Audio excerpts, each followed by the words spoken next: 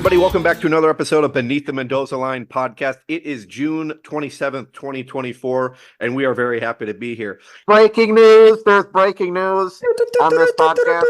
Breaking news. The breaking news is our inside source, Mr. Josh Higgins, where we had on last episode. He wanted me to tell everybody this is Pirates Twitter news. This is Pirates news from an inside source here, that the Pirates are severe contenders for Vladdy Jr.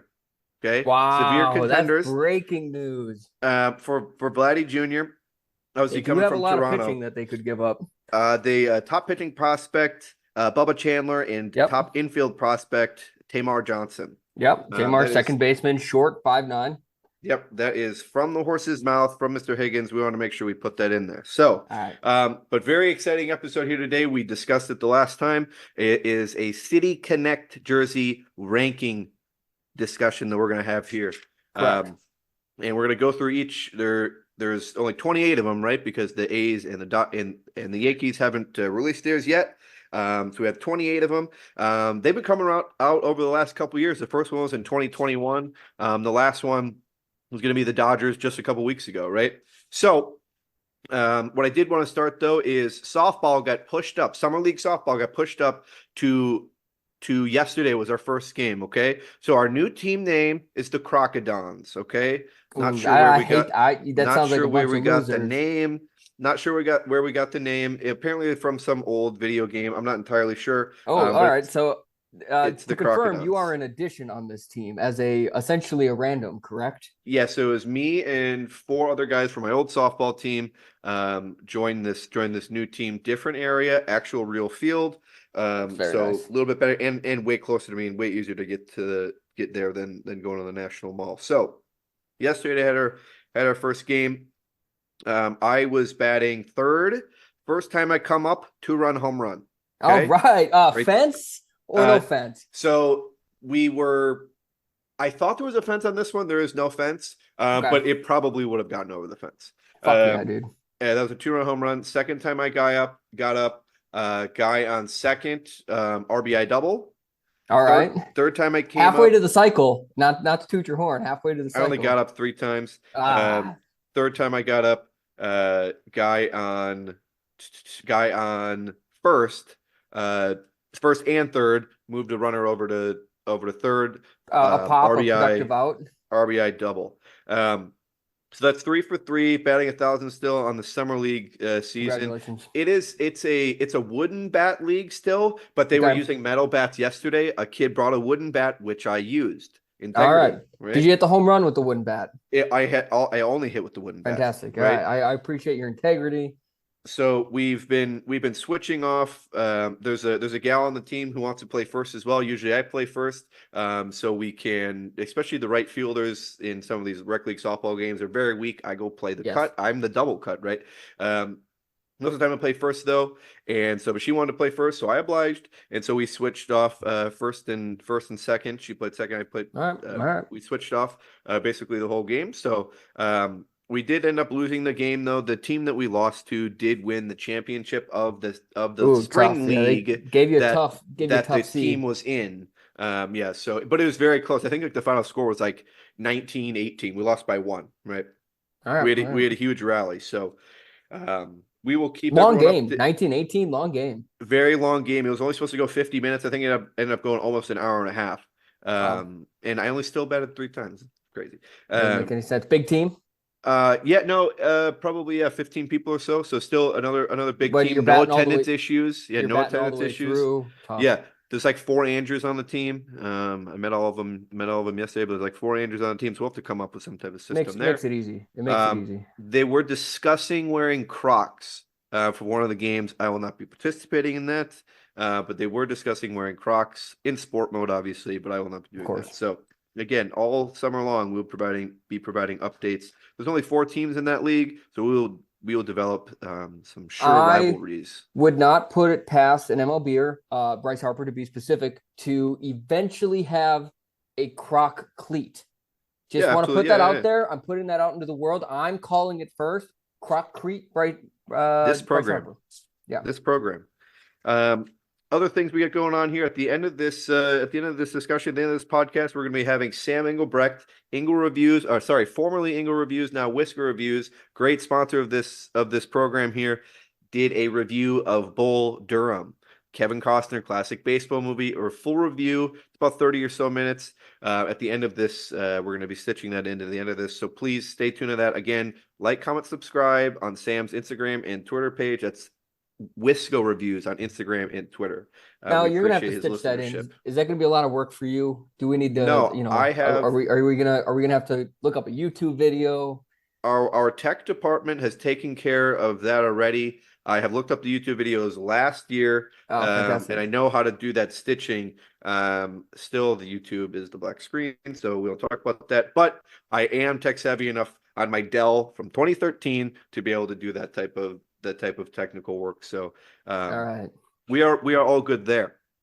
Other things before we dive deep into the City Connect jerseys, a couple of things that happened since our last podcast. Gerrit Cole shelled in Flushing's, New York. Gives up 4 home runs, 5 earned, or 6 runs, 5 earned, over 4 innings, strikes out 0. Big fat goose egg on the K's for Gerrit Cole. It didn't help that Stanton was out. It didn't help that Gerrit Cole, coming off of that injury and only second start against the Mets, who he historically has over a 5.0 ERA against, and gets absolutely lit up. The Yankees get swept. Yes, it's only a 2-game series against the Mets, right? Interleague, but they get swept in New York. Game's not even close. The one on Monday, the one on Tuesday, it ended 9-7, but at one point it was 9-1, right? Correct. So that's the tough part for Gerrit Cole. When Manfred chooses Judge as his golden boy, he's got to pitch with the same juice balls. It's gonna happen. This is correct. So obviously disappointing. It's the reason he did poorly is because he's on my fantasy team. So of course he posted a -16, yesterday with the loss. So very, very tough look for Gerrit Cole. That ERA is well above 9 at this point. Other news today, and I will make sure I post this tonight, is your last day to vote for your American League and National League All-Stars. So the voting that happened, or the voting as of this morning, we were almost spot on with the guys that we thought were going to make it, or the guys that we thought were going to overtake the lead. Obviously, Aaron Judge getting all of the votes, right? He has the most votes by almost 600,000 votes, right? Yep. Yankee bump. Exactly right. Jose Trevino somehow is getting a ton of votes in New York, but Stephen Kwan still not a starter at this time in the outfield. We need your support in that area for Stephen Kwan. He deserves to be starting down in Arlington, Texas, in a couple weeks here. So, other things I got. I'm going to the O's Rangers game tomorrow night. Okay, Max Scherzer taking the bump for the Rangers at Camden Yards. It's going to be a great time. There's a shout out. There's a spot that I like to go to called Pete's Poorhouse, downtown Baltimore. We're going to hit up Pickles, also right outside the stadium. Good spot. And then afterwards, we found this place just adjacent to Little Italy in Baltimore, probably a 10-minute drive from the stadium. I forget what the place is called. I'll report back on it. Is it the place that we went when we visited that you had been previously? That's Pete's Poorhouse. Yes, that's Pete's Poorhouse. Good spot. I remember. Yep, my apologies. There is this place. I haven't been there before until the last game I went there was like a month ago. It's this place that they do homemade wings and homemade wing sauce. Incredible. So we're gonna go there. I haven't been to a Friday night O's game in a while, so it's gonna be a ton of fun. Joan Jett, famous rock star from the 80s, is gonna be throwing out the first pitch and do the national anthem tomorrow at the game. So it's gonna be a ton of fun. So I will I'm attending the game, the Brewer Cub game tomorrow night. Cubs in town for the final time of the season. Wow. Next podcast we'll have a whole conversation about how division rivals don't play each other in September. I think it's really dumb. I don't get it. Whatever, move on. You just missed Shota. Yeah, they pushed. I think they moved him up a start so that he didn't have to pitch against the Cubs or against the Brewers. Tough. So I get Tyon versus Ray tomorrow. Should be a great game. Yeah. And then I'm also going to the game on Sunday. Kyle Hendricks, Freddie Peralta, the professor, supposed to be gorgeous out. I'm saying 20 runs in that game.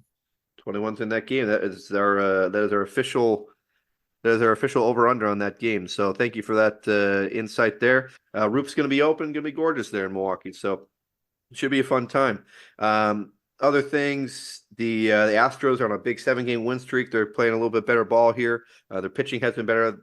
Yaron Alvarez and Jose Altuve really starting to light it up. The Orioles, I'm hoping that they win tomorrow. They've been on a little bit of a skid. They lost 6 in a row. They won yesterday, but they lost 6 in a row. Had lost at one point 15 of 17 or something crazy like that. So hoping that they get back into regular fashion for tomorrow. They're playing tonight, actually, right now. Can't get it because it's blacked out on the MLB TV, which we do not appreciate. Awful. 35 miles from the stadium, still can't get it. So other than that, we are going to dive deep into our City Connect jerseys, the long-awaited City Connect jersey ranking list. Kind of how this is going to work. We're going to go chronological order here from the first City Connect jerseys that were released all the way back in April of 2021 until the newest ones, the newest Dodgers jerseys that were released as of literally a week ago. Last week, yeah. Well, 5 days ago. What we're going to be doing is Alex is going to be assigning a letter grade, right? Correct. For each of these jerseys, providing a little bit of insight on kind of what the jerseys mean to the city, kind of the backbone behind them. But other than that, let's get right into it. First one here, Boston Red Sox, released April 17th, 2021. Obviously, the Red Sox jerseys are yellow, paying homage to the Boston bombing from the Boston Marathon.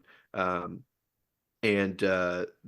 like these a lot. These were one of obviously the first one that came out, but obviously has a ton of color there. I think it fits really well, and is really pops on screen. Alex, your thoughts? Yeah, no, you hit it right on the head. My letter grade is a B+, not an A. And reason for that is as you will see with most of my rankings, I prefer the uniforms that stay within the color themes. However, in this case, I have written down 2 American flags, USA. Rest in peace, those that were affected by the Boston Marathon bombing. We appreciate you, and we appreciate Boston. It's a great homage to the Boston Marathon. Yeah, I still have not seen these jerseys in action. They wear them either. They wear them every Friday. But still haven't seen them in action. Boston Red Sox City Connect jerseys, B+. That's a rating. Moving on to the Miami Marlins, May 21st, 2021, just a month after there. It's usually kind of the theme we see here. 2 weeks to a month after is when the next ones get released. The second one is the Miami Marlins. Pays tribute to the Sugar Kings, right? This is a AAA team based out of Cuba in the late 50s. But these ones are going to have white pants with the pinstripes and red shirt and red jersey with the word Miami outlined in blue. Also going to have the blue helmet as well with the red visor on it. Alex, your thoughts at this time? Absolutely disgusting. I think it's a horrible move by MLB to kind of hide these jerseys behind the great American jerseys, the Boston Marathon. And then the second ones you released are communist Cuba from the 1940s or 1950s, 60s. Absolutely awful. D-. It would be an F, but it's a D-. The D-, and that's the review. And the next one is the Chicago White Sox, released June 5th, 2021, the Southsiders, right? This is all black on top, all black on bottom, with the black hat, with the Chi, C-H-I. These are obviously the Southsiders, paying tribute to the South Side of Chicago, where they're located there, down at Comiskey Park, Guaranteed Rate Field now. I like these a lot. I like the pinstripes on them. I think they're classic. I can just imagine shoeless Joe Jackson running out there and pitching in these old-timey uniforms. Alex, your thoughts? Yep, I have that written down, B-. So very solid. A B- is a good grade on my list. As we go through it, you'll understand. B-. I think the pinstripes are classic. I think it looks really nice with the uniform. Are the pinstripe pants a little much with the all black? Sure. You could maybe go pinstripe tops, straight bottom, whatever. Point being is, look really nice. As you mentioned, I can see, the classic Chicago Black Sox. A big knock from it, and it's a kind of a Cubs preview. Your only redeeming quality is that you're on the south side of Chicago. Sure. That's it. That's all I have to say. One of the greatest cities in America / the world. What is it, like a top 10 city or whatever in terms of net worth or whatever the hell it might be. and all you have is the South Side. A lot of culture down there. That's what I thought. That's a review. That's a B- for the Chicago White Sox City Connect jerseys. Moving up north to the Chicago Cubs. Just a week later, June 12th, 2021. Obviously, the blue Wrigleyville jerseys. Obviously, incorporating the Wrigleyville neighborhood, right? The stadium sits right in the neighborhood, right? It's for the common people, right? It is for the North Siders, right? It is for your blue collar workers taking the train, in and out of the city every day, right? And is has great images of all the bars and restaurants that are around there. Wrigleyville, obviously a really, really fun time. Sam told me he had never been to Sluggers. That might be true. We did not go there when him and I visited Wrigley the first time. The second time, I don't know. Second time, he was not with me. Third time, he also was not with me. So, no, I don't think he ever was. That's interesting. Probably my favorite bar there, or Cubby Bear. And then you have the Chicago flag incorporated into the Cubs logo on the helmet. Alex, we need a letter grade for Chicago Cubs Wrigleyville City Connect jerseys. Yeah, I was a little harsh on this at first. I upped my grade. So when I hear it, I actually upped the grade. I gave it a straight C. I had it lower. I gave it a straight C. Reason why: really like the incorporation of the Chicago flag colors into the jersey. Also matches and kind of goes along with the Cubs colors. I appreciate it.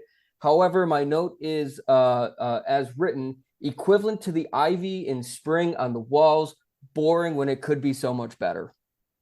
That's a review, a straight C for the Chicago Cubs, as fitting. Next, we're going to the Arizona Diamondbacks. Again, just a week later, June 18th, 2021. These are going to be all gold jerseys, gold jersey, gold pant with the gold hat, and serpientes for the Desert Snakes, right? For the Diamondbacks. And across the chest there, this is playing on the gold, playing for the sand out there in the desert, right? Alex, we need a letter grade for the Serpientes Arizona Diamondbacks. Yeah, I love these. Again, we're kind of getting to a little preview for the Dodgers. They also used the Spanish version of Dodgers in their jerseys. We'll get to that. I think this is so much better than that.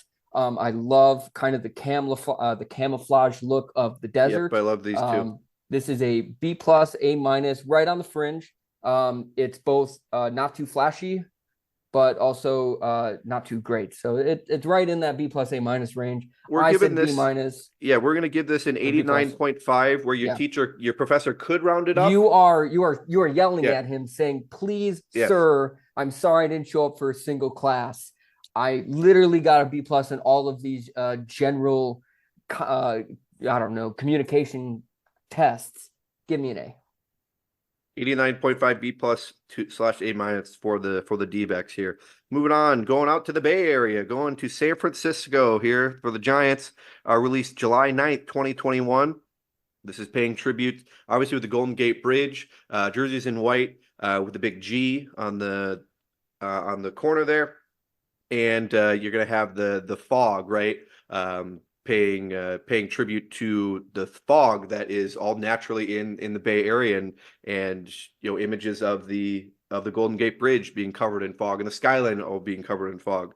I like these a lot. I hated them when they first came out, but I do like these a lot. Your thoughts?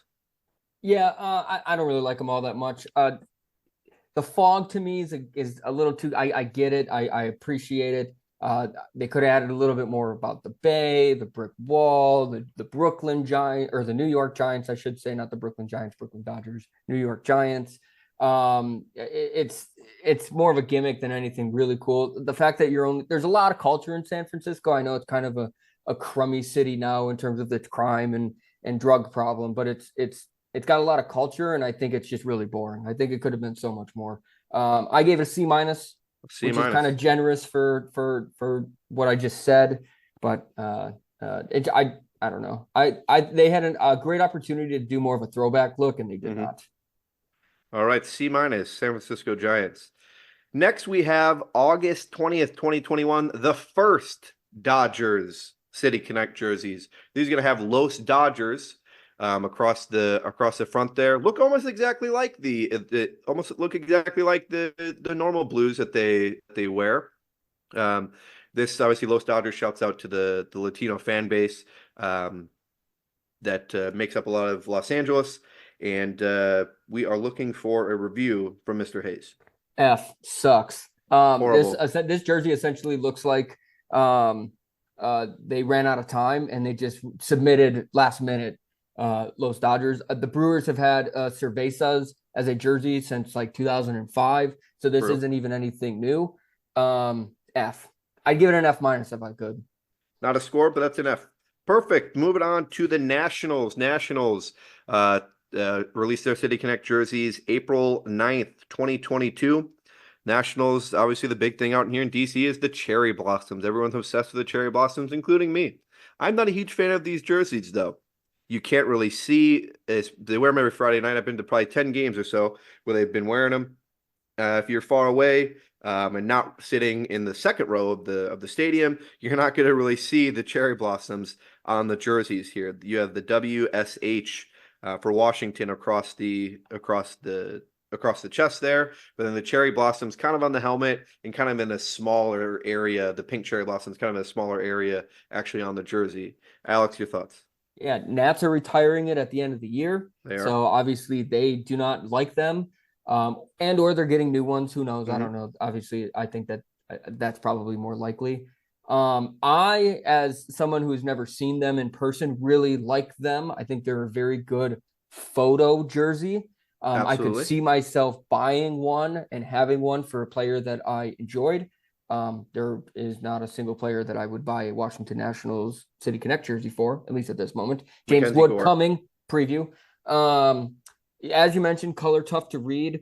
I like them. I gave them a B-. I could see them being downgraded later on through the list. I get it. I also have written down George Washington's a fraud. Did not have wooden teeth. So just wanted to put that out there. We'll have to check on that one. My research on George Washington's teeth is lacking at this time. But we'll have to check in on that one. Here's a fun stat about the cherry blossoms. Over 3,000 cherry trees here in I feel like that's not a lot. It was a gift. It was a gift from Japan. But like, you don't think they would have planted more at some point? They're getting more. Okay, actually. All right. Understood. They're getting more. So understood. But obviously, cherry blossoms really, really gorgeous here in March and April here in DC. So a salute to the cherry blossoms on the jerseys there. That's a B- for the Washington Nationals.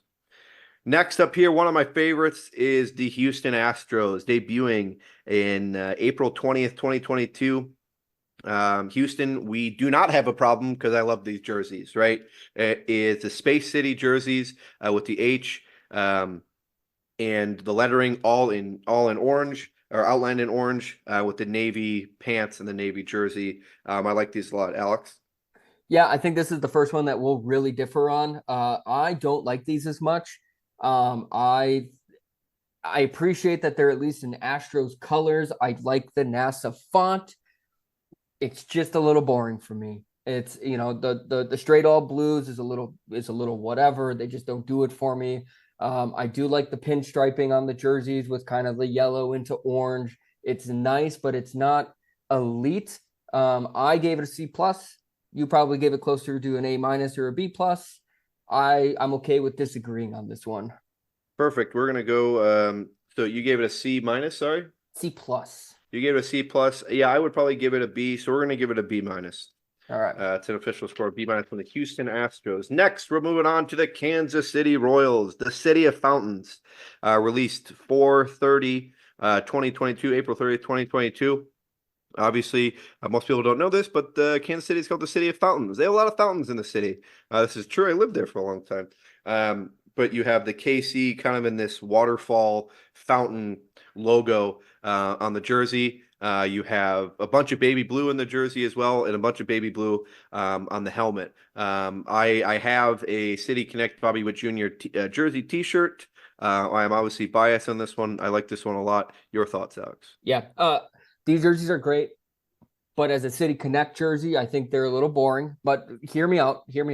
These should be their full-time blue jerseys. Absolutely. Full time. Yeah. And I would also like to make a petition that the Royals change their logo to the logo on the City Connect jersey full time. It's a great logo. It's super neat. It's got some character to it. I don't know. I think it's great. As a City Connect jersey, though, very basic. Didn't really go outside of the lines. I gave it a C. The jerseys as a whole are better, but these should just be their everydays. Sure. Little known fact: where does the Kansas City Royals? Where does the Royal come from, Alex? Your thoughts? You know what? Hand up. Don't know. I'll let you. Sure. So the Royals comes from. There's a big barbecue contest. It's world famous barbecue contest in Kansas City that they do every year. It's called the American Royal. Right. This is where you get the name Kansas City Royals from. Right. So yeah, little known fact. So we need a letter grade from you for the Kansas City Royals. I gave it a straight C. I like them better than a C, but as a City Connect jersey, boring C, similar to that of like a Cubs jersey. All right, moving on to the Colorado Rockies, released June 4th, 2022. These are interesting. I'm not saying that I like them, that or the fan of them, but they're interesting. Obviously, you have the just the word Colorado. You have the mountains in the background there. Just like if you go to Denver and you watch a game, you get the mountains in the background. The green, obviously, playing on the natural forest that's out there and all the national parks that are in Colorado, and obviously the white mountains in the background. Alex, your thoughts? I have no idea why Colorado decides to be purple and black. The green looks so much better on them. I think it fits so much better for I don't know where they're located, all the foliage around. I love these jerseys. I really, really do. However, not my fact. Stole this from ESPN, so credit them, unfortunately. Did not realize that it was the Colorado license plate. I had no idea either. That's a hand up on this podcast. We should have known that, done the research on that. We did not know that. I've only been to Denver. I've only been to Colorado once, so that shows what I know. Yeah. This would have gotten a much better grade if it wasn't a ripoff. I had it written down as an A- because I really, really do like them. I think that they should be full time. I like the two-tone hat, big two-tone hat guy. I'm gonna bump it down to a B-. You get the whole letter grade off. A full letter grade for plagiarism for the Colorado Rockies. Yep. Should be an auto fail, but cheating is trying. So sure. Next, we are going out to sunny Los Angeles. We're going to Anaheim, actually, for the Angels, released June 11th, 2022. This is going to be the cream white jerseys with the number in a diamond on the jersey there. Again, two-tone hat with the cream white and the red A with the halo on it. These are the image of this kind of surf and skate culture that lives in Orange County and lives in Southern California. Your thoughts, Alex? Yeah, these jerseys should be lower than I have them graded, but I really appreciate a cream colored jersey, and I really like the two-tone hat. I'm a big two-tone hat. I think that is the reason why this is bumped up to a C-. Boring, barely tried. It is boring.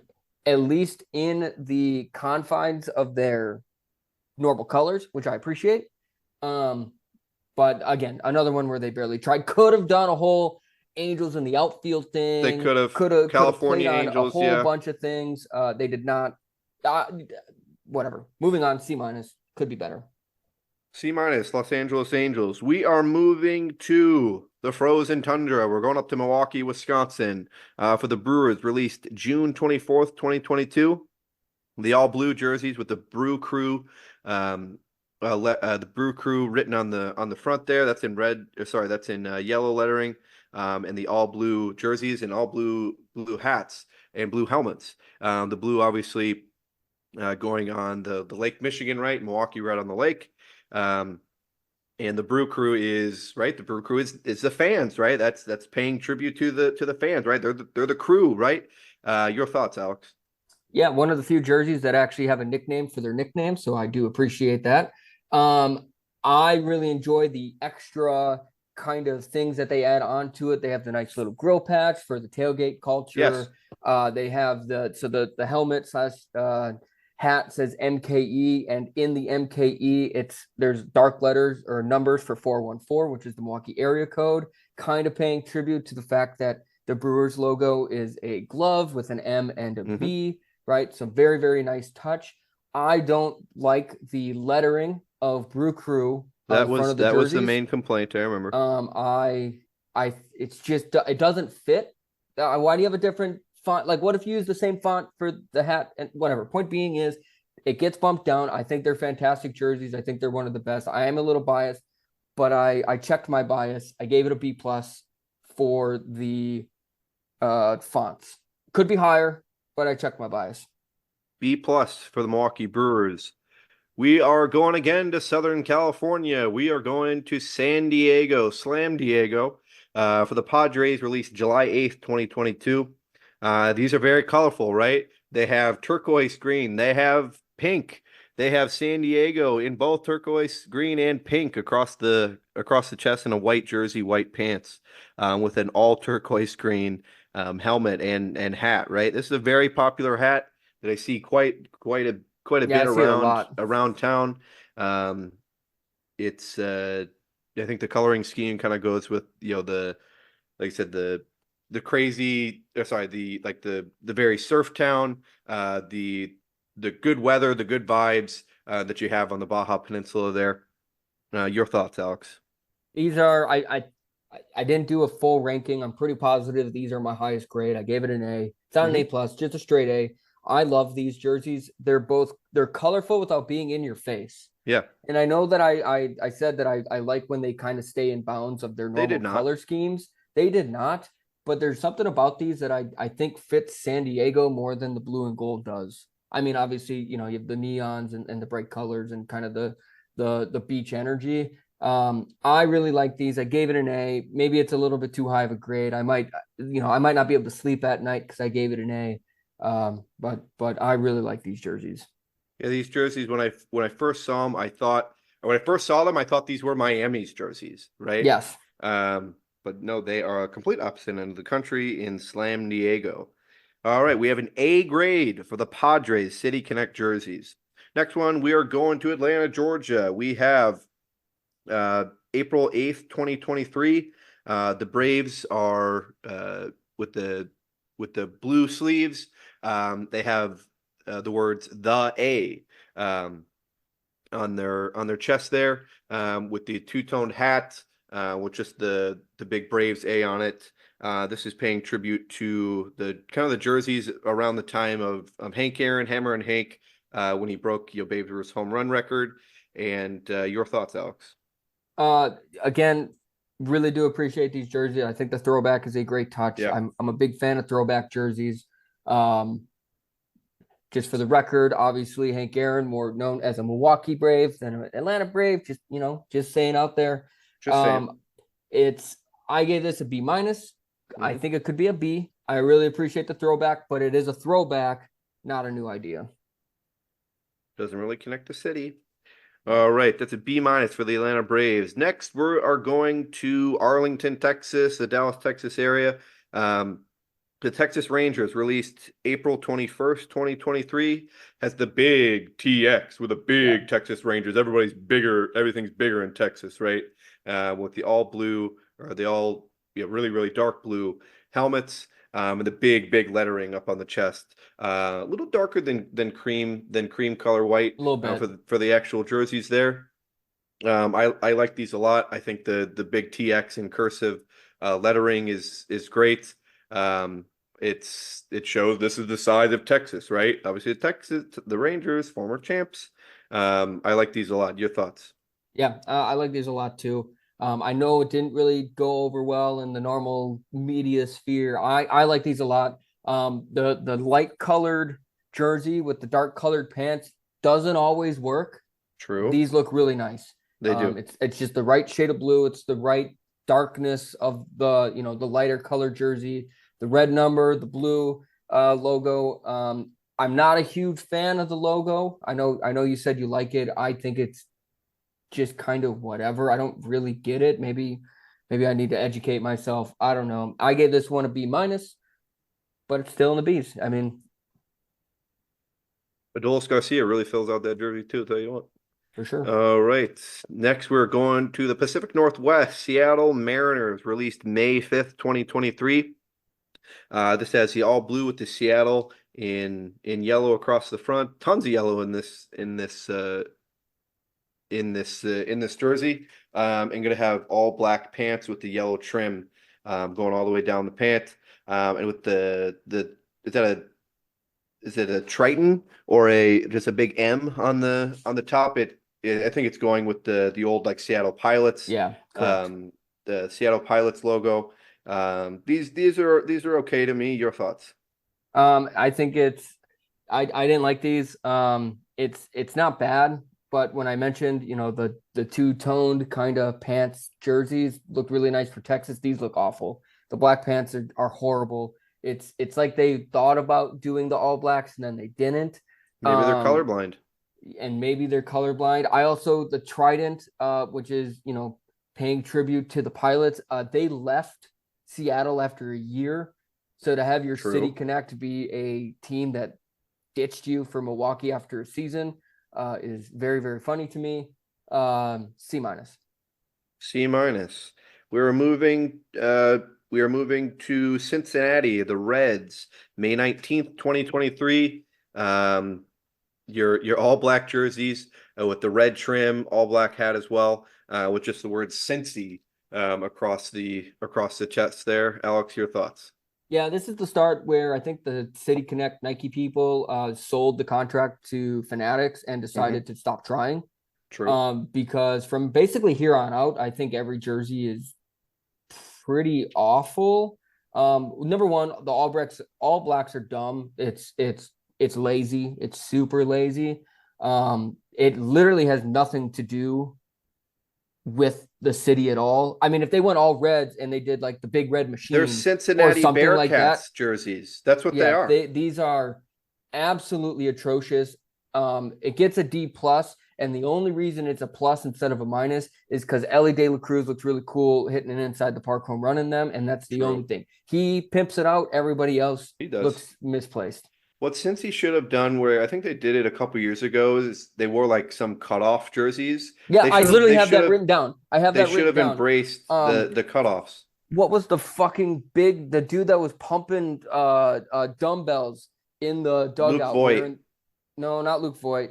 What's his fucking name? Shit, he used to hit fucking nukes. I will do some research in the meantime and probably get back to it. Maybe if your editing is good enough, you can splice this in. But yeah, I think doing a vest option or a cutoff option would have been so much better. All right, it's a D plus with Cincinnati Reds. Going up to Baltimore, Maryland, we have the Baltimore Orioles released May 26, 2023. Not a whole lot going on with these jerseys. You got all black hat, all black jersey, and all black pant. You have the kind of rainbow color trim on the sleeves and kind of running down the pants. Not a whole lot going on with these. Like we said, I have one of these in a jersey t-shirt for Adley Rutschman. The big reason why I have this jersey t-shirt, I wanted to get the all orange ones, but at the pro shop in Baltimore, this was $25 less than the all orange Adley Rutschman. So I decided to go with this one. We're frugal on this podcast. Yeah, absolutely frugal. Also the player's name is Derek Dietrich. He used to hit fucking nukes. He hit 4 home runs in one game. Yeah, he was insane for like a season. I think he probably had a little bit more power than that. Career 107 OPS plus. Hit only 84 home runs though, so obviously more of a like 3-year wonder. Led the league in 2016 in hit by pitches with 24. Just fun fact for you. All right, back to the Baltimore jerseys. These suck. These are awful. I remember when these got leaked on Twitter and everybody was like, what the fuck are these? The lettering is boring. It literally looks like it came out of like, I don't know, a softball team or maybe like a U14 summer select team. The only redeeming quality are the like kind of colorful camo sleeve trim. Looks really nice. But other than that, these are just terrible. I gave this a D-. I wish I could. It's not an F, but it's not a C. It's a D-. The only kind of interesting thing is the hat, right? That has the B on it. It's their only logo that has a B on it, right? It's usually the old Baltimore Oriole, and then the kind of cartoony version that they use now. Use the cursive for the entire thing then. That cursive is really nice of that B. It is. The block, whatever. The block all cap looks awful. All right, that is a D- for the Baltimore Orioles. We are going to the Steel City. We're going to Pittsburgh. These will release, I don't have a date. June 27th. June 27th, 2023. Obviously, these are going to be in all yellow with the black pants. Our guest last week, Mr. Higgins, says that they have been using white pants as well. These have PGH across the chest there, and PGH also on the helmet. And obviously these are very much in line with the Steelers. And again, paying tribute to the Steel City, as well as the Roberto Clemente Bridge. Your thoughts, Alex? I have a rating written down, or grade written down, but I need to ask a question first. Sure. Can you explain to me PGH? It is the shorthand for Pittsburgh. PGH. I swear. D. That's a review. D. Alex did not like the shorthand for Pittsburgh. What the fuck, dude? All right, whatever. Well, they can't use Pitt. Yeah, they can't. It's a college. Pitt. They have the rights. D. So there you go. Congrats on being the whatever. D. I'm sorry to our guest last week.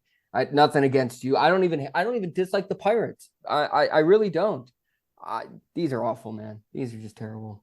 D for the Pittsburgh Pirates. Staying out on the East Coast, the Philadelphia Phillies. April 12th, 2024. I believe those are the first ones of this year. That one is going to be with just the word Philly written across the chest. Kind of greenish blue with the little yellow trim going down at the Liberty Bell. It's going to be up on the hat. Come to Philly for the crack. That's what I always hear people saying. Your thoughts, Alex? Just like the Red Sox and just like the Cubs, they use the inspiration of the city and the city flag. I have never seen anybody wave a Philadelphia flag at any sporting event ever in my life.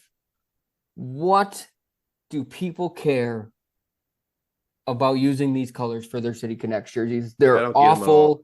They literally make no sense. They took the arguably greatest baseball jerseys in baseball and turned them into a laughingstock. I could see this being maybe a better hockey jersey. I don't know. It would be. It's bad. I appreciate them at least trying, but they fell on their face. D+. They get the plus for effort. They don't care. They're from Philly. They don't care about your opinion. You know what? Fair enough. All right, we are going up to Flushing/Queens for the New York Mets. Released April 27th, 2024. Stealing the pinstripes. They're going to be all gray jerseys with black pinstripes. Coming on the jersey with gray pants. I saw this too when I was looking this up. The pinstripes, they're actually they are circles and triangles, which is representative of the subway train that connects Queens and Manhattan, of the subway series. So your thoughts, Alex? Yeah, my thought of that is this: I couldn't even take the subway from the airport to the stadium. That is true. There is no subway or train line from LaGuardia or JFK. We had to take an Uber to Jamaica, to Little Jamaica, to get on the train to go to the stadium. We did. I have written down vomit. That's a vomit grade. Yeah, it's an F. These are the worst jerseys in baseball, period. And thick pinstripes are never the answer anyways. So you went with pinstripes and you went with the thick ones because the Yankees have the thin pinstripe. True. You guys suck. Your franchise is a joke. At this point, you might as well come out with new ones.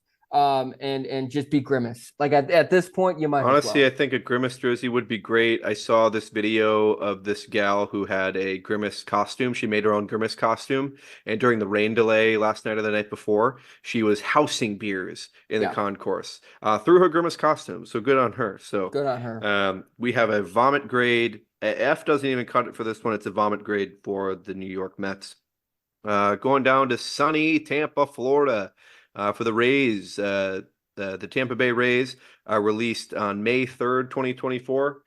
This brings back, I guess it doesn't bring back, but it has Tampa Bay kind of in flames across the chest. The kind of washed look as well from the jersey, kind of given that you kind of sun-fried look to it. The purple on the helmet, I think, is cool. The lime green is going to be in the lettering on the back and a lime green belt as well. Your thoughts, Alex? This would have been one of the only jerseys where the All Blacks probably would have fit better. Yeah. The washed gray jerseys with the non-washed gray pants is awful. Correct. I do appreciate the neon coloring.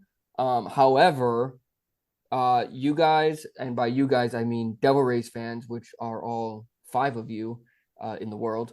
Might be less. You guys decided to get rid of the Devil Ray name and become the Rays and started to win.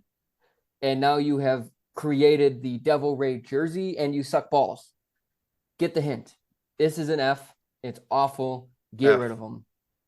F for Tampa Bay. All right, going. By the way, ESPN gave this an A-. Morons. Yeah, we're going to have to contact ESPN about that one. I think that might have been an inside job. Small market team, boost sales. I think that could have been it. We are going to the Motor City up in Detroit. These are pretty new, released May 10th, 2024. Obviously, Motor City across the front with the blue and the black. Kind of get your tread marks throughout the jersey. Obviously going with obviously the big Ford plant that's there, creating thousands, if not tens of thousands, of American jobs in the turn of the century. And your thoughts, Alex? Yeah, I think at this point we kind of start seeing City Connect fatigue. Lack of effort. Just about everything has been done, and we don't really know what to do. So for that reason, at least Detroit tried with the jerseys. Motor and they City just have the word. It's a black hat and the word Detroit on the hat. Detroit, as you hit it right on the head. The hat saying Detroit. Come on. In case you forgot where you were. Come on, man. Like put the old think of like a front view of like the old original F-type Ford as like the logo. Like hire me. I'm not a marketing guy, but I guarantee I can be better than this. I'm a little more generous because at least they tried adding some city aspects, Motor City, the treads. I gave it a straight C. I think I gave it a little in Detroit, high, but a straight C. They should have just put the real Slim Shady on there. Would have taken care of everything. All right, staying in the AL Central here, going up to Cleveland. Sorry, up to Cleveland, down to Cleveland at that point. These ones just say CLE in white lettering, two-tone tat, a two-toned hat with basically the same exact hat that they wear usually, in a blue jersey and white pants here. Stuff I have written down, it's at least what the research I did, it says paying tribute to, apparently there's a bunch of Guardians of Traffic statues around Cleveland. At this point, I guess that kind of plays, right? Nobody's guarding the bases against these guys. These guys are in first place in the American League, right? Your thoughts on the jerseys? Yeah, this essentially is the same as the Angels grade and kind of the Braves grade. I think the Braves I got a little bit higher, but this is essentially just a redesign. There's nothing really special about it. I wouldn't even bat an eye if all of a sudden this was their everyday, this is home alternate. Yeah. They look nice. They're clean. I don't hate them. The Clee is boring, but I like the two-tone hat. It fits within their stuff. Just use this all the time or don't use them at all. It's a C-. It could be worse. It could be better. C-. C-. All right, going to St. Louis, Missouri. These have gotten a lot of love. Have all red jerseys, red hat, STL on the hat. And where it used to say St. Louis, it says the Lou, with the Redbirds still sitting on the bat there. The guys that do wear the high socks, they have kind of squiggly lines instead of just a straight line down the sock, where it is representative of the Mississippi River, that runs right next door to the stadium there. And your thoughts, Mr. Hayes? Yeah, I think I should like these more than I do. They're just kind of they're this jersey screams to me like an old guy saying the cardinal rule unironically.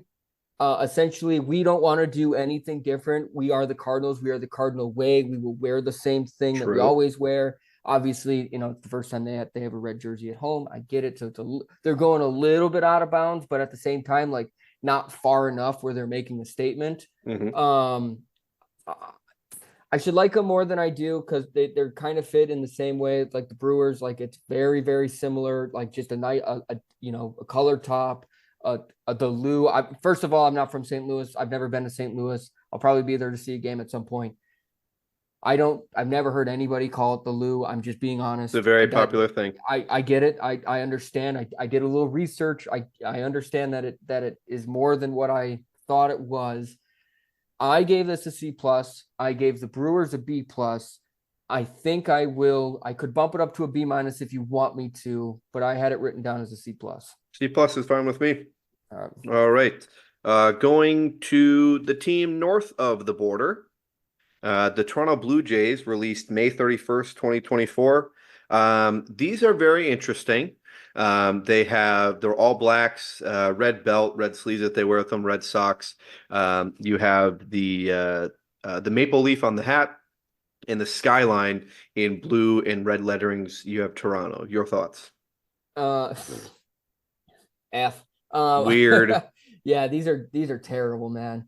They had an opportunity, I think, to like really play into like Canada, but I think that they wanted to like stray away from that because nobody in Canada really cares outside of Toronto of the Blue Jays. I hate these. I gave it an F for a reason. There's nothing redeeming. I hate the All Blacks. You can't read Toronto on the front. It sucks. You cannot. Yeah, you can't. It just sucks. It's blinding. Yeah. We're going F for the Toronto Blue Jays. There's not even a Blue Jay on the jersey. And Canada sucks. Moving on, we're down to our last two here. We're going to go to the Minnesota Twins. Minnesota Twins going to have blue jersey, the state of Minnesota on the hat, with the yellow brim and blue pants. This the kind of ripple effect is kind of going on. The land of 10,000 lakes. There's more than 10,000 lakes in Minnesota, mind you. And MN for Minnesota, the state abbreviation on the jersey with I believe that's the North Star or something that is symbolizing the North Star there on the jersey. Your thoughts, Mr. Hayes? I remember sending you or sharing this with you on Twitter when they first got sent out or leaked, and my first thought is my current thought. And when I was going through this list, Minnesota at this point just wants to be the Brewers. I mean, these are just Brewer colors. I mean, congrats on having lakes. We also have lakes.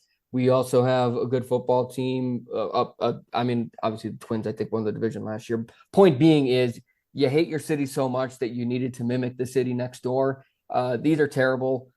I should like them more because at least they're a little unique. I don't hate the MN with the star. I actually really like the Minnesota state logo as their main logo. I think that they should use that for more things. Maybe they do. I gave this a D+. I think it's probably higher than that, but the fact that it has no color association at all with the regular Twins uniform means that this gets a D+ for me. All right, moving on to our last one here. It's their second one is going to be the Los Angeles Dodgers, released just 5 days ago, June 22nd, 2024. This is going to say Los Angeles across the front. This is going to be in your classic cream color for the Dodgers. Your thoughts, Alex? I think that okay, first of all, Dodgers, huge brand. I get it. They're, I don't, I at this point Can't barely let people forget connect. they're in LA. They have them on I both jerseys. barely connect the Dodgers anymore with Los Angeles. They're such a national brand and have become such a worldwide brand. I Thank you, think it's Shohei. hard for them to have like a city connect jersey. I mean, really, Los Angeles are big like Lakers fans more so than baseball fans. I think they had like a really missed opportunity to go back to the powdered blues. Yes. I think that would have been a fantastic move on their part to pay tribute to obviously their longstanding success, where they came from, how they, were always on the radio, and people all over the country were Dodgers fans and grew up Vin Dodgers Scully. fans. Vin Scully, obviously an icon. These are at least better than the originals. They are. But they're not good at all. I give it a D. A D. All right. That rounds out our list. My favorites from the list: Boston Red Sox, Kansas City Royals. I like the Houston Astros. I like the Rangers. Those are going to be my favorites. Worst for mine is both Dodgers. The Nationals, said my piece about them. The Reds, what a disgusting act, and as well for the Mets. Those are going to be my worst. Your favorites, Alex, if you can remember. I mean, I gave all my ratings. I'll let the viewers kind of take their notes. I think I had the Padres as my number one. Yes. Red Sox up there with the B plus. I really like the D-backs. I maybe rated them too high, but I thought they're super clean. The Brewers, obviously, I checked my bias that they're not my favorite, but they're very good. And yeah, that rounds out at least top four. Maybe I said five, I don't know. And then yeah, my worst: Mets, awful; Rays, awful; Blue Jays, awful. Blue Jays bad. Yeah, and the original Dodgers, awful. I didn't know when I started this list, I didn't think there was going to be anything that was worse than the Marlins jerseys, and then I just kept going. I was like, wow, these are way worse. Yeah, so obviously, like we said, that is a complete list and detailed ranking of the City Connect jerseys here. And obviously, the two that we don't have yet are the Oakland A's, formerly the Oakland A's as of 4 months from now. And then the New York Yankees, which Lord knows if that's ever going to happen. We will be running a giveaway if we reach 10,000 plays on this episode. 10,000 plays. I personally will buy you the City Connect jersey of your choice. That is an interesting offer. We will get 10,000 plays just so this will happen. You'll pay shipping and handling, that's for sure. No, I didn't say that. Not unlimited money. You know what? Hand podcast delivered. Here. It'll be hand delivered wherever you live. I hope somebody hope our winner lives in Japan, and he has to take a $3,000 flight out there. I have always wanted to go to Japan. I'm going to South Korea first. Other than that, other news that nobody cares about: Bronny James picked by the Lakers to play with his father. Did he actually get picked? Yeah, he got picked, 55th pick. Yeah, nobody gives a shit. I saw somewhere that his agent was like telling people, don't pick him or he's going to fucking Australia. I would have picked his ass. Maybe he should. Yeah, that is our complete list here. I'm going to post on our Twitter page the Mets City Connect jerseys that are atrocious. I'm also going to post the Boston ones that I liked a lot, as well as the Padres ones that Alex was a big fan of. So you can get a little sneak preview before this gets out. Again, reminder: vote for your All-Stars. We will send some photos of our boots on the ground action from Alex tomorrow, as well as myself. And everyone have a great rest of your week, and make sure you're getting out to those ball games. Make sure you're halfway through the year. Yeah, exactly. We are exactly halfway through the year at this point. You're gonna get a little break at the All-Star break. So make sure you're getting out there, paying some support to those teams, especially the small markets. They need the support. You think your team sucks now? If you're not going to the games, you're going to get worse. This is true. All right. Well, everyone have a great evening and be safe as always. All right, everybody. Welcome to a very special segment that we're doing on the program here. We have on a good friend of mine, Sam Engelbrecht. Sam Engelbrecht runs a movie review podcast, Whisker Reviews. Go follow them. Like, comment, subscribe. Like, comment, subscribe to Whisker Reviews on Instagram and Twitter. That's at Whisker Reviews. A big sponsor of our program, actually, of our podcast. That's so true. We appreciate his patronage. But Sam texted me a couple days ago and asked if he could get on the program here. Obviously, we obliged. And he asked what baseball movie should he give a review to, right? Sam gives all these reviews to a variety of different movies, if that's action, if that's Disney movies, if that is a variety of different genres. He's got it all, right? So we told Sam a couple options here. I told Sam he could do Major League or he could do Bull Durham. Sam said he already seen Major League. He said he'd never seen the late 90s classic Bull Durham with Kevin Costner. So we'd like to give him the platform right now to give a solid and outstanding review of the classic Bull Durham. And so I guess the first couple questions, Sam, is you had never seen this movie, right? No, I've never seen this movie, and I want to give context to the listeners too that I really had no idea where like this was gonna go. I knew that it was a baseball movie. I knew Kevin Costner was in it. He's like kind of the king of baseball movies, to be honest. Like he has so goddamn many, but I had never seen it, never heard of it. I know it's like on a lot of like top 10 lists for sports movies. So I was very intrigued when Nate said you should check this one out because it's is it one of your favorites, I'm assuming, or what's your view on it? Yeah, it is one of my favorites. Obviously, Moneyball is going to be up there for anybody. Major League is going to be up there for anybody. There is some aspects of comedy in it, right? But it is fairly serious at the same point, right? Yeah. Especially through the narration of Susan Sarandon's character. So it's definitely not this all out comedy like Major League is, right? Yeah. Or Bad News Bears, I guess. Yeah, exactly. Kind of rope that into it, yeah. Right. So, but I actually rewatched the movie today. I'd seen it. It was on TV probably 2 months or so ago, but I rewatched it today. It's on Amazon Prime for all those Jeff Bezos lovers out there. But what we really wanted to do is give Sam an opportunity to provide his in-depth analysis, his critiques for the movie here. So I'm gonna give the platform over to Sam for a Bull Durham complete review.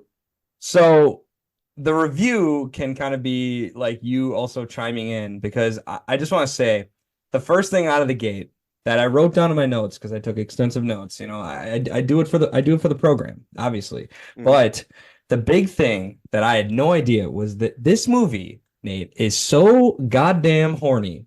This is the horniest movie I have ever seen in a while. And when I go into like, you know, even Major League, raunchy, sure. But like the amount of like sexual shit in this movie is, I just wasn't expecting it. I was like, whoa, this movie It seemed like the sex scenes went on forever, right? Oh my God. I thought they cut away for a little bit and then they went right back to it, right? The scene where she ties up the young ball player to the bed, right? Yes. It goes on for almost 7 to 8 minutes, right? It just keeps going on and on and on. I definitely did not expect that. No. So yes, you're right. Very raunchy. And the first sign should have been on Amazon Prime. Like Amazon Prime is actually a great streaming place because you can like pause it and you get the actors and stuff. But it said like rated R for all this shit. I was like, whoa, okay. And then yeah, the first thing out of Susan Sarandon's mouth is like how baseball's my religion, but sex is like you know that's a part of it, and like baseball is like sex. So I was like, okay, like okay, this is what I'm getting into. Okay, all right. And then yeah, name another Susan Sarandon movie. Rocky Horror Picture Show. That's absolutely one. She did another good one. Mr. Woodcock or Coach Woodcock or something like that. With Billy Bob Thornton. Yeah, Billy Bob Thornton. Yeah. Where he is the old gym coach that bullied the shit out of the kid, and then he starts banging his mom, and the mom in that movie is Susan Sarandon. So she is no novice to playing these very sexual roles. But tell us about the role that she plays in Bull Durham. So essentially, she's like the minor league groupie, right? So basically, like she entices all these young guys coming in, like, you know, gives them a little advice, but also fucks them at the same time. It's a very fair trade. But I guess my first question for you, Nate, is like, is that a thing? Are there like groupies in the minor league? Like, is that or is I don't this think just I don't think there's groupies in the sense of where she was a groupie, where she was literally sitting right behind the dugout and was using the ball boys and using the bat boys to pass notes to the players, giving them great advice, great physical advice, actually about their performance baseball on the field, right? Yeah, right. And had great in-depth knowledge of the game. I don't think those very much exist, right? Those are your Twitter warriors, right? But I think I think those type of groupies that you know, it's like the cougar from Blue Mountain State, right? She's just around the team, that's right? That's a very good comparison. Good comparison. You talked about in the beginning when she said, you know, baseball is religion, right? I love the first one of the first quotes in the movie where she goes, on a rosary bead there's 108 beads, and on a baseball there's 108 stitches, right? I don't think that's a coincidence. So yeah, and the rosary too. Yeah, the rosary she was talking about. Yeah, no, that was pretty good.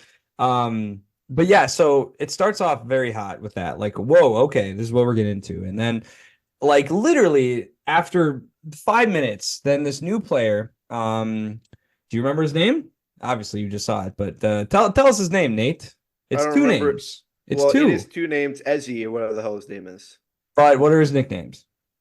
The Duke, Nuke, and yes. Meat. And Meat. Yeah, Crash calls him Meat. Meat the entire time. And the best is, why the fuck does he keep calling me Meat? Yeah, he talks to himself quite a bit. But they both talk to themselves the entire movie. Yeah, they do. It's kind of odd. But anyways, 5 minutes in, he's just fucking this other groupie girl, this like young blonde girl, just in the dugout, and the coach is like, "What the hell are you doing? Come on, man!" Just like, and it was like 5 minutes in, and he's already just like in deep with this girl. I was like, "This is insane!" And this is like fucking 1988. This came out, and I was like, I did not expect a movie to be this horny. Like, holy hell! And yeah, so he's this up and coming rookie. The way they describe him is that he has like a super good arm, but like $1 million arm, $1 million arm, but pea-sized brain, I think is the way they said. Yeah, he's an idiot, basically. A dime-sized brain. A dime-sized brain. Yep, pea-sized, dime-sized, doesn't matter. But regardless, he he will sometimes throw it right at the mascot, or throw it at the fence, or throw it in the complete wrong direction. But sometimes he will hit a fastball right to the mitt, and it's a strike. So he is very inconsistent. So the whole premise of the movie is that Crash, who's this veteran minor league player who has been in the show, you know, that was kind of the whole thing in the movie. Is like, oh, I went to the show. But he got reverted back to the minor leagues. He's just this veteran player, and the whole idea is that they're trying to get him in, like, hey, you know, help this guy out, you know, mentor this guy, mentor this little dumbass, and make him a better player. And they do, but then interspiced with this is like almost this. So you know the movie Challengers, Nate? Have you heard about this Challengers movie? This is like the original Challengers, right? Super like attractive. Well, we'll get into that. But attractive lady tries to seduce these two guys, and she doesn't know which one to pick, and she ends up picking one over the other, and it's this whole love triangle thing. And so it's a very interesting baseball movie. It was not what I was expecting, like, at all. I will say my favorite parts were the parts where you see Crash mentoring Nuke and like kind of messing with him too, like, oh, he hit the ball, like I think he gets a fucking free steak for that shit. Like honestly, Kevin Costner was the best part of this movie. Like, I loved his lines. I loved like just how he doesn't really give a fuck about anything, which makes sense for his character. And he just when they're at the bar and he's just like, throw this baseball at me. No, I'll kill you. He's like, no, dude, you couldn't hit water even if you were in it. You couldn't hit water if you fell out of a boat. Yeah, if you fell out of a boat. I was like, that is top tier. And then he smashes the fucking window. Yeah, Kevin Costner does, and Crash doesn't even move, right? Another good. So they go on this big winning streak, right? The the Durham Bulls go on this big winning streak, and they're saying that the whole reason they're going on this winning streak is because Nuke isn't having sex with Susan Sarandon's character, Correct. isn't giving into her temptations, right? And Crash has a pretty funny quote where he's like, "Never fuck with a winning streak," right? But he puts a lot of emphasis on the word fuck. He's like, "Never fuck almost on a winning streak," right? Yeah. He's like, "Whatever you're doing right now, you shouldn't switch it up at all." It was pretty funny.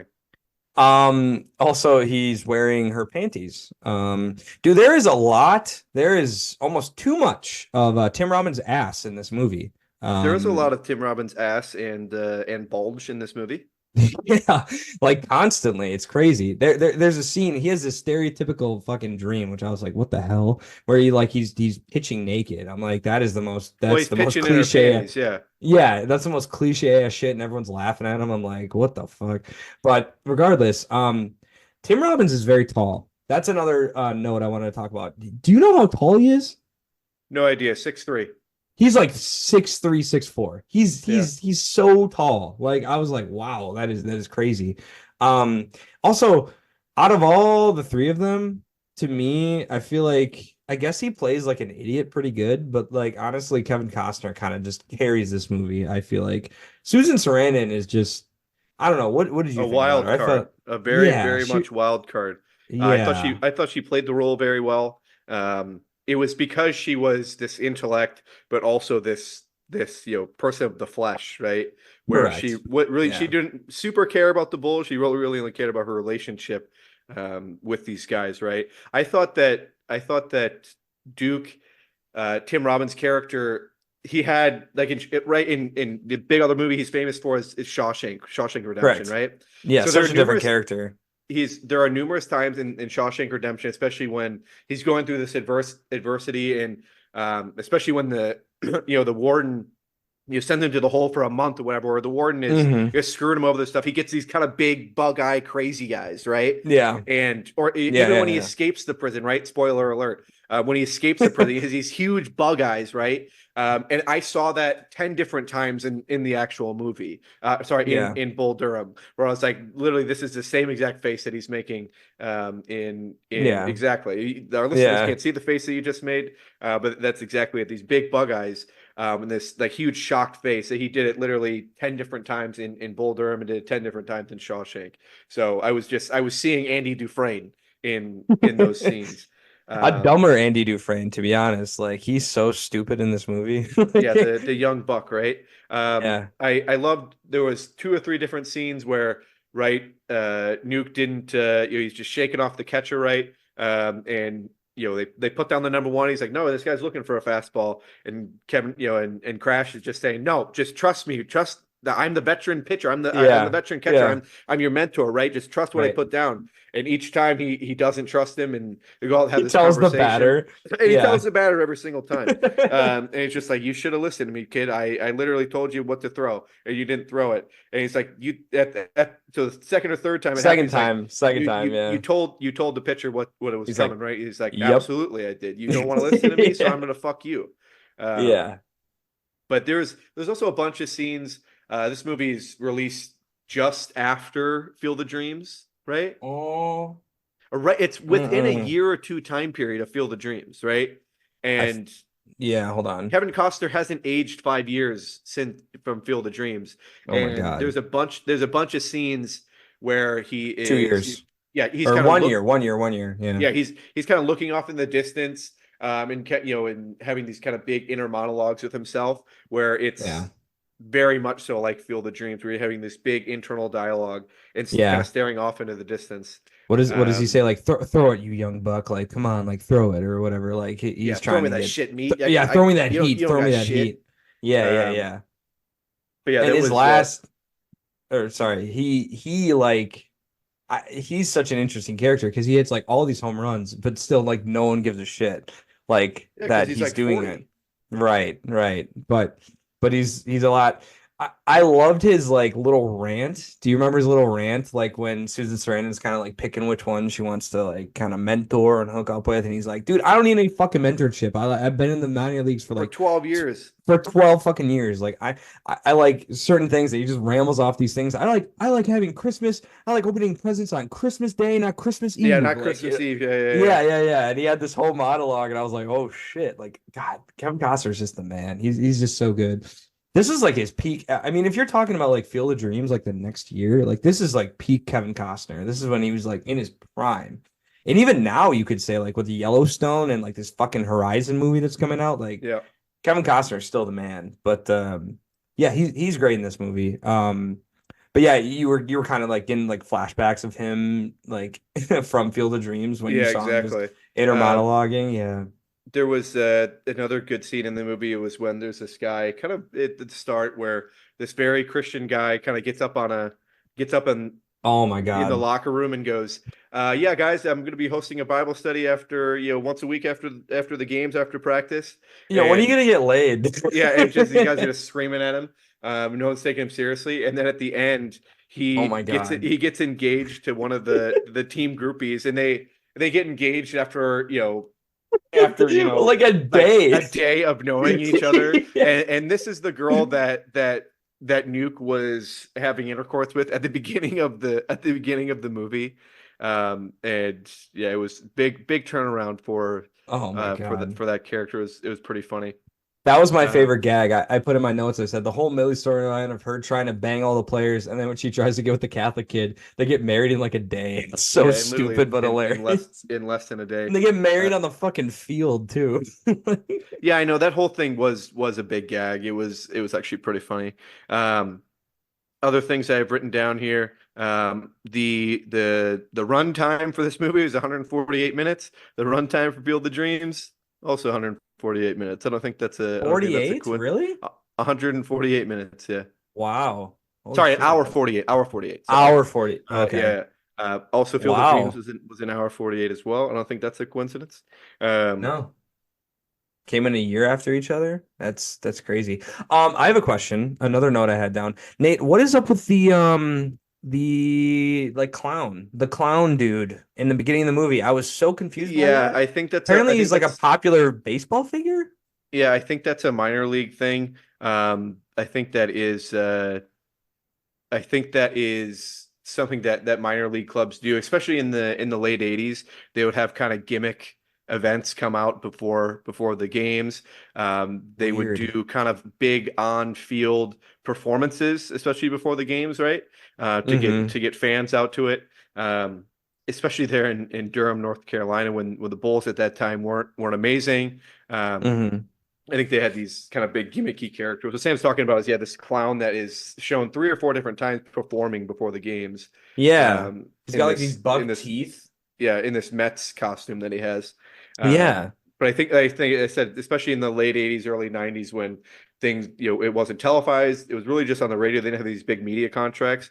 They had to have these kind of gimmicky events. If it's a band, if it's a clown show, if it is something on the field. What is actually crazy about some of these minor league affiliates, right, is I mean, this is AAA ball, right? And they're still taking, bus trips. They're not flying anywhere. They're staying in these shitty, sleazy hotels.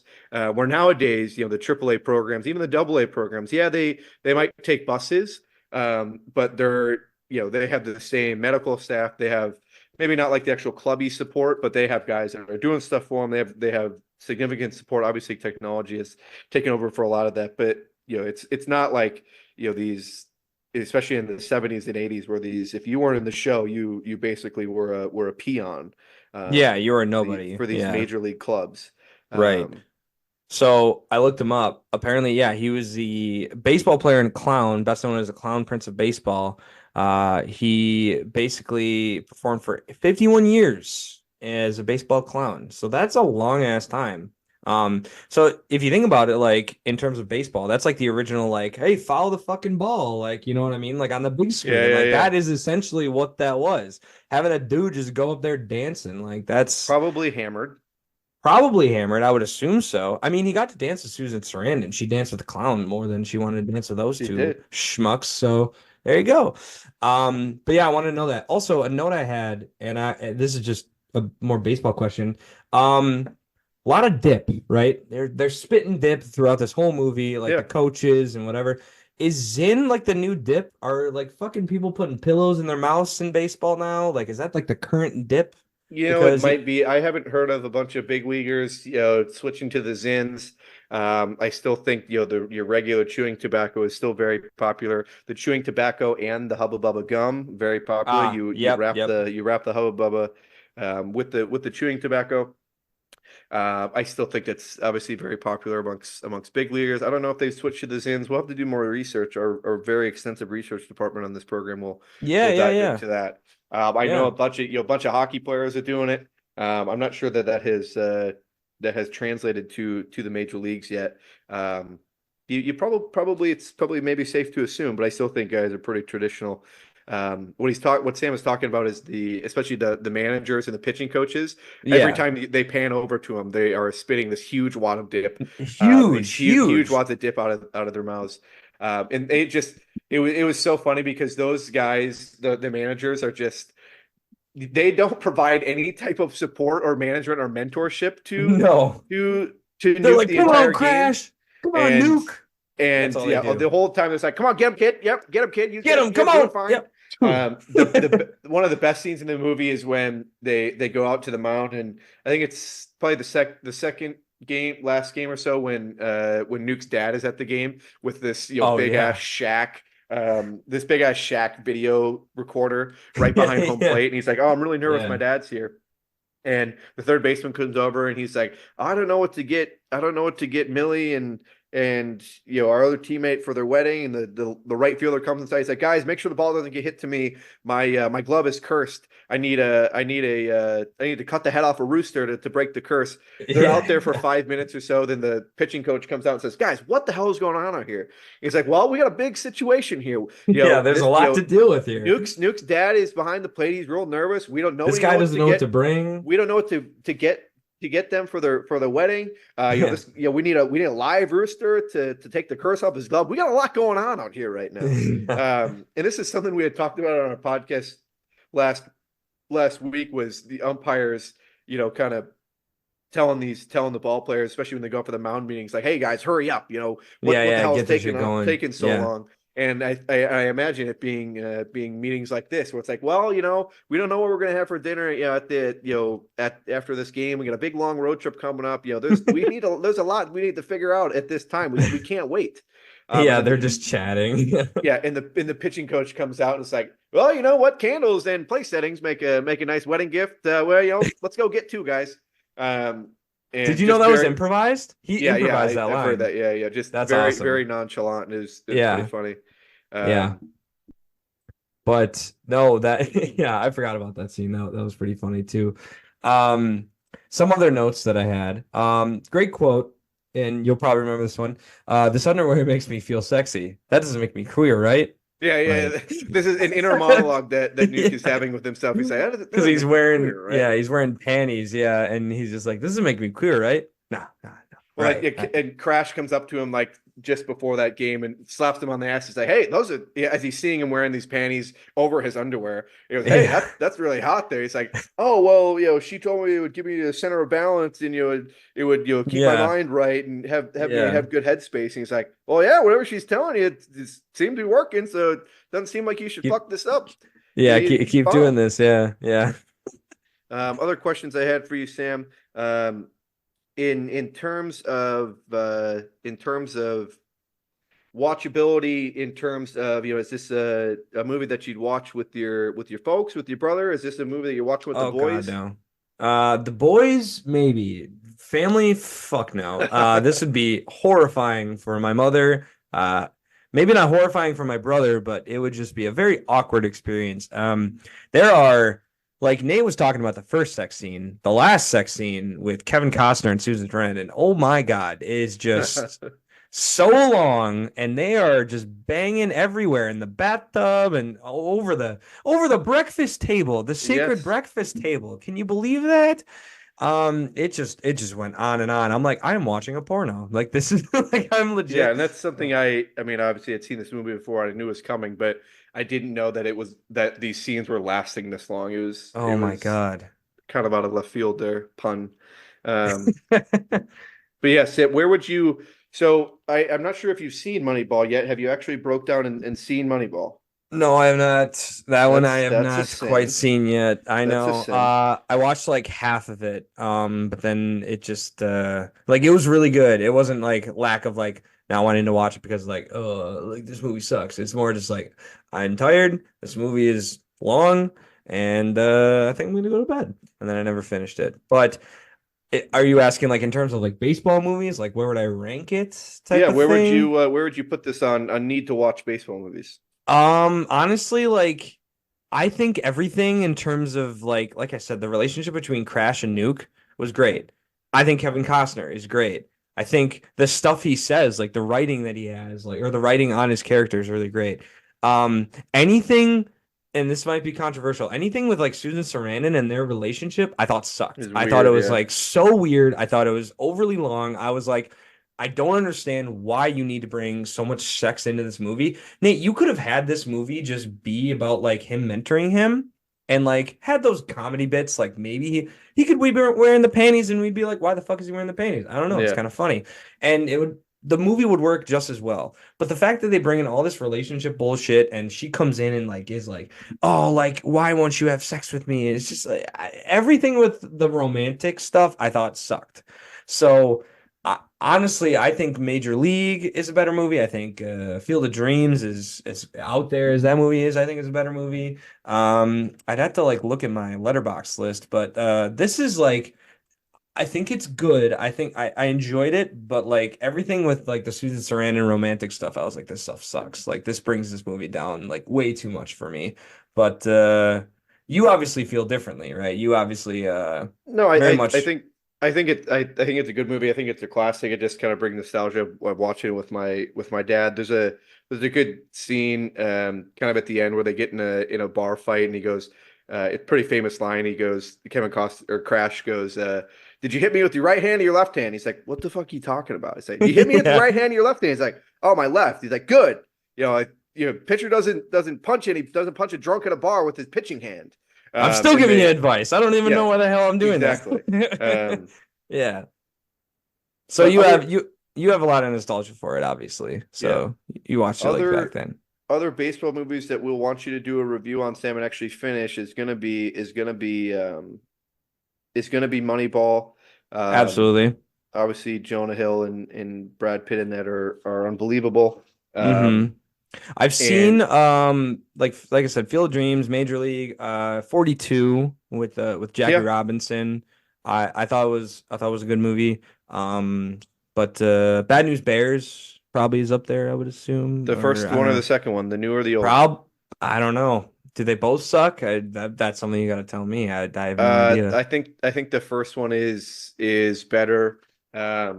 Just because the second one it's pretty derivative of the first. It's almost the exact same thing, right? Yeah.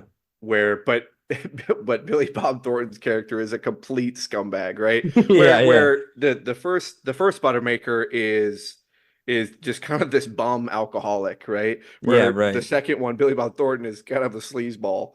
Yeah, Um, yeah. and but it's like I said, it's still pretty funny, but almost the exact same movie. Can I tell Sam, you yes. can I tell you a nostalgic, but I know it's an absolutely atrocious, horrible movie that like I'm nostalgic for? That is a baseball movie, but it's probably one of Angels the in the worst Outfield. baseball. No, Benchwarmers. That movie is No, so Benchwarmers fucking is stupid. yeah, Reggie Jackson is in that movie. Gus Bus is a great character. Napoleon Um, Dynamite is in there. Yeah, dude. it's I watched that yeah, as a no. young kid and I loved it, but like looking back, it's Strikeout terrible. Video Boy. Yeah. Who Yeah, did this? He all right. fucking No, vomits. the best scene from that is the no, I ticked it. I ticked it. I hit it. No, You're it's still you're out. still out. You're still You're fat. still fat. Yeah. Very Yeah. funny. No, that movie's hilarious. Like I watched it when I was like 10 years old, but like I would never be like, this is one of the greatest baseball movies of all time. Like fuck no. But in terms of like, I guess obviously I have it like decently amount. I have a list, but like I put it in between Dodgeball and Happy Gilmore, which might be low, like considering those are like comedies, but those are great sports comedies, like definitely. So, and again, there were really great lines in that movie if it just wasn't bogged down by like the dumb romantic stuff. So, Yeah. But what was your question that you're gonna ask? I was gonna say I think it's time that we give an official number, an official 0 through 10 number for the folks here. Okay, because of the Ingal's review, Whisker Reviews, formerly Ingle Reviews, score out of 10. So I originally was, and this is probably my official rating. I would give it like a 7.2 out of 10. I think it's decent. I think it's worth watching. It's a classic, dude. It like got nominated for so many things. It's in top 10 lists. It's good. I just didn't vibe with the romantic stuff regardless. As a joke, I was gonna say I want to give it a 6.9 out of 10 because it's so horny. It's the horniest movie I've seen. Official rating 6.9. Got it.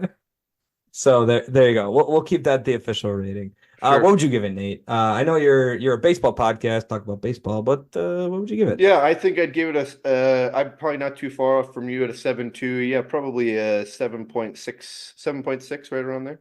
Yeah. Yeah, so yeah, a good film. We appreciate the review on that, Sam. Sam, I know that you are doing a bunch of reviews on your Instagram page and on your Twitter page. Tell us some of the reviews that you just posted or are in the works. So I just posted Inside Out 2, big movie coming out on or that just came out in theaters. And I actually I'm not very good at updating the podcast like my boys here, but I'm gonna have a podcast out soon with Nate. Nate knows her too. Our good friend Caitlin loves Pixar movies too, and we talk about Inside Out 2 and our favorite best to worst Pixar sequels. So we talk about that, and then coming up, we have Quiet Place Day 1. I think I want to review. Speaking of our boy Kevin Costner, which I might want to check out, is his new Western movie. I don't know if you heard of this, Nate. It's called Horizon. And it's like in 2 parts, part 1 and part 2. He is ditching Yellowstone. He's done with Yellowstone. Breaking news. He is now going to commit to these movies.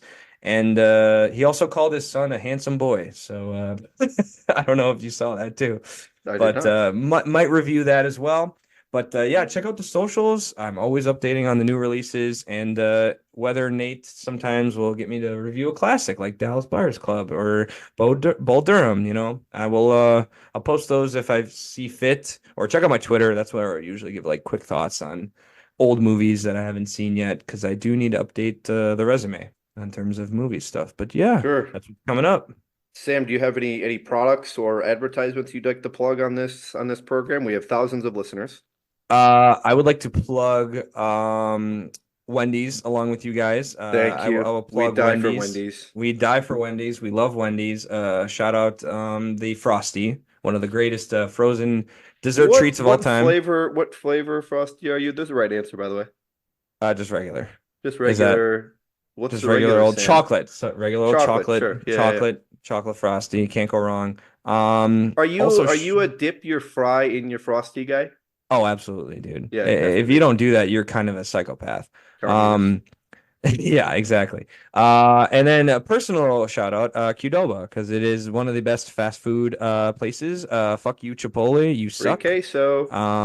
You were getting filmed, and free queso, free guac, and you don't get skimped on ingredients. So on portion sizes. Yeah, fuck you, Chipotle. Go Qdoba. Qdoba is number 1. So shout out sponsored Chipotle, Qdoba. Almost fucked that up. And then shout out Beneath the Nose Line Boys. If you want to check out them before they started this podcast, we talked about mob movies. I just re-listened to it lately. Great conversation with all 3 of us. We weren't talking baseball, we were talking mob movies, and it was a pretty good time. So check out my Spotify page and Apple Podcasts as well, if you want to see the boys before this whole thing started. So Sam, you're on Spotify, Apple Music, Anything else? That is about it. No YouTube. I might get back into YouTube like you are, but just Spotify and Apple Podcasts Well, right currently now. on YouTube we have it's a black screen because I don't know how to upload a A well, because video. I know how to upload the thumbnail, but I know how to upload the video, right? But I don't want the video in it, right? I want it just to be a screen. I don't know how to do that this time, and I don't really want to learn. It'll just be a black screen. If anyone's listening to this podcast, Nate, he won't give you any money, but he will not pay. He will accept free advice on how to make sure he doesn't have just a black screen for the YouTube. Because I put the video up when I used to upload my podcast episodes, but if we could get some free advice, that'd be wonderful. Sam, what are you proactively doing at this time to get this program, this podcast, more female listenership? You know what? I will literally tell every single person that I'm seeing to check out the pod. And I said, even if you don't like baseball, just press play. Just press play, put it on the background, mute it, because the boys need those female listeners, and we need that viewership up too, because YouTube. I'm a avid YouTube listener, avid podcast listener. So, even if I'm going to tell them to do both, because obviously both is very important to get all the viewership up. So we will do both, and I will do it to every female that I see, even on the streets. I will literally just stop random people and be like, "Hey, listen to this." I'll be like one of those man on the street videos, Nate. It'll be great. I'll even record it. We'd very much appreciate the listenership and the viewership. So, well, thank you so much, Sam, for your avid insights here, your very intelligent insights and review of Bull Durham. You can find Bull Durham again on Amazon Prime for free with a membership. Everyone's got the membership. Give Jeff Bezos your money, please. You will. You have to. So you can find it on Amazon Prime, and that is a review, and we will talk to Sam very shortly and very soon about his review on Moneyball and other baseball-related films. So thank you so much, Mr. Engelbrecht. Thank you, Mr. Nate. Always an avid listener, and thanks for having me on. Standing right here.